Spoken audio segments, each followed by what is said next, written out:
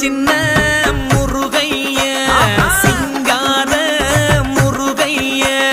சின்ன சின்ன முருகைய சிங்கார முருகைய கொஞ்சி கொஞ்சி தமிழ் பேசும் செந்தில் வடிவேலனவ கொஞ்சி கொஞ்சி தமிழ் பேசும் செந்தில் வடிவேலனவ சின்ன சின்ன முருகைய சிங்கார முருகைய கொஞ்சி கொஞ்சி